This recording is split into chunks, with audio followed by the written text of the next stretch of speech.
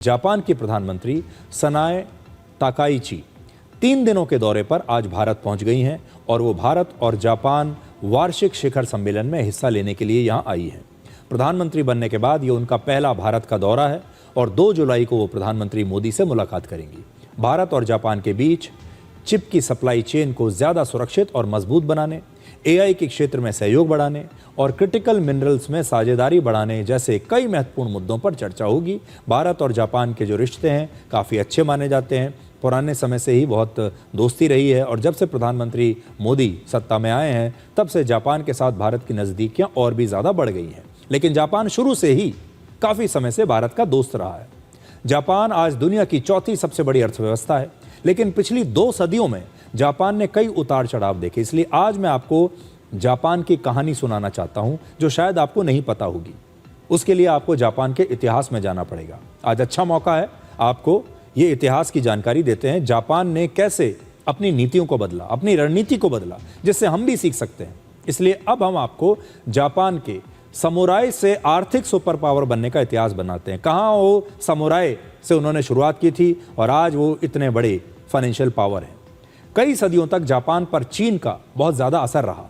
चीन की संस्कृति, चीन की लिपि और शासन व्यवस्था का जापान पर गहरा असर था। जापान उसे फॉलो किया करता था। लेकिन समय के साथ साथ जापान ने अपनी अलग पहचान बनाई। 18वीं सदी की शुरुआत में जापान ने खुद को बाहरी दुनिया से लगभग पूरी तरीके से काट लिया, अलग कर लिया और इस नीति को साकाकोकू नीति कहते हैं। साकोकू, SAKOKU, साकोकू नीति इसे कहा जाता है। इस नीति के तहत विदेशी नागरिकों के लिए जापान को पूरी तरह से बंद कर दिया गया। कोई भी देश का नागरिक यहां नहीं आ सकता। व्यापार पर बहुत सख्ती से नियंत्रण रखा गया और सिर्फ कुछ चुनिंदा देशों के साथ ही जापान सीमित व्यापार किया करता था। एक तरीके से जापान दुनिया से अलग थलग रहना चाहता था। लेकिन 19वीं सदी के मध्य में सब कुछ बदल गया जब वर्ष 1868 में जापान में मेइजी रेस्टोरेशन हुई। इसका मतलब था सम्राट की सत्ता की वापसी हुई और पुरानी सामंती व्यवस्था का अंत हो गया। सामंती व्यवस्था में छोटे छोटे सामंत अपनी सेनाएं रखते थे जिसका नेतृत्व सामुराई किया करते थे। सामुराई एक एलीट वॉरियर क्लास था जो जापान के सामंतों के लिए लड़ता था। यानी सामुराई को आप कह सकते हैं ये वॉरियर्स हुआ करते थे, ये योद्धा थे। वर्ष 2003 में एक फिल्म भी आई थी बड़ी मशहूर जिसका नाम था द लास्ट समुराई और इस फिल्म में इसी समुराई समुदाय के योद्धाओं के बारे में बताया गया था। आपने शायद इस फिल्म के बारे में सुना होगा, बहुत लोगों ने देखी भी होगी, द लास्ट समुराई। इस फिल्म के कुछ हिस्सों की शूटिंग जापान में भी हुई थी। जापान में जब नए सम्राट का शासन फिर से शुरू हुआ तो वहाँ की नीतियाँ बदल गईं और जापान ने पश्चिमी देशों की टेक्नोलॉजी, शिक्षा, सेना और इंडस्ट्री से सीखना शुरू कर दिया। उस समय वहाँ ये कहा जाता था कि पश्चिमी ज्ञान लो लेकिन जापानी आत्मा को बचाओ। इसके बाद जापान एशिया का पहला देश बना जहाँ औद्योगिकीकरण यानी इंडस्ट्रियलाइजेशन हुआ और सिर्फ कुछ दशकों में ही जापान ने अपनी अर्थव्यवस्था और सेना को बहुत आधुनिक बना लिया। इसकी ताकत का सबसे बड़ा सबूत वर्ष 1905 में लोगों ने देखा जब जापान ने युद्ध में रशिया जैसी पावर को हरा दिया। रशिया को हरा दिया 1905 में। कई सदियों के बाद पहली बार ऐसा हुआ था जब किसी एशियाई देश ने किसी यूरोपीय शक्ति को युद्ध में हराया हो। 1930 के दशक में जापान ने विस्तारवाद की नीति अपनाई।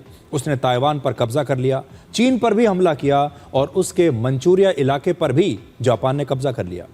दूसरे विश्व युद्ध के दौरान जापान जर्मनी के साथ मिल गया। उसने पूरे दक्षिण पूर्व एशिया पर कब्जा कर लिया। जापान की सेना अंडमान के द्वीपों तक पहुंच गई, हमारे यहाँ भारत में, और भारत में मणिपुर तक घुस गई।